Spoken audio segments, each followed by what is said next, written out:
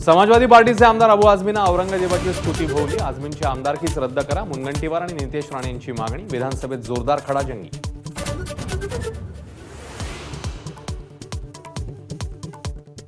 कोरटकर सोलापूरकरवर कारवाई कधी, विरोधकांचा सवाल। तर पंडित नेहरू डिस्कव्हरी ऑफ इंडियात शिवरायांचा अवमान केला, त्याबद्दल माफी मागणार का? फडणवीसांचा पलटवार।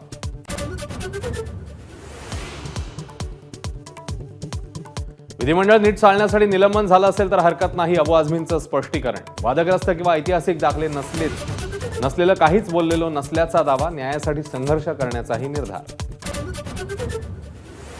लाडक्या बहिणींना 2100 रुपये कधी देणार? विधान परिषदेत सतेज पाटील, अनिल परब यांचा सरकारला सवाल। या अर्थसंकल्पात देऊ असं म्हटलेलं नव्हतं, अदिती तटकरेंचं स्पष्टीकरण।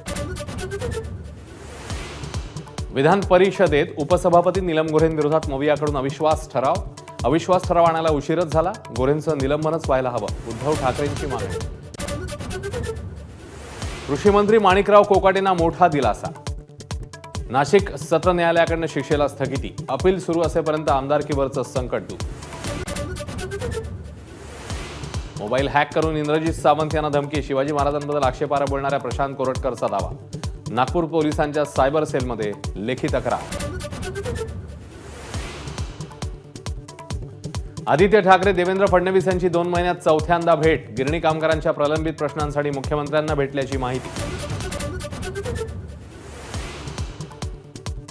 बीडमध्ये 5 वर्षात तब्बल 276 खुनाचे गुन्हे, मुख्यमंत्री फडणवीस यांचं सभागृहात लेखी उत्तर। 260 शस्त्र परवान्यांपैकी 199 परवाने रद्द करण्यात आल्याचीही माहिती।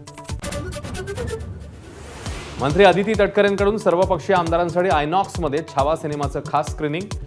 तर गद्दारांनी छावा पाहिलाच पाहिजे, उद्धव ठाकरेंचा शिंदेंच्या शिवसेनेला टोला।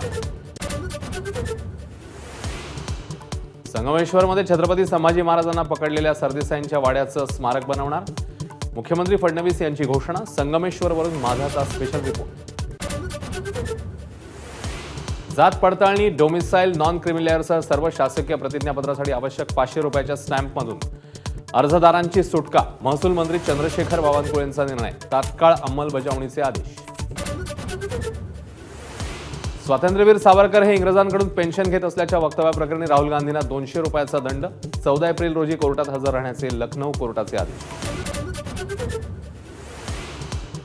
अभिनेत्री राण्या राव हिला बंगळुरू विमानतळावर अटक। दुबईहून तब्बल 14 किलो सोनं गैरमार्गाने आणल्याचा आरोप। राण्या राव कर्नाटक पोलीस महासंचालकांची सावत्र मुलगी।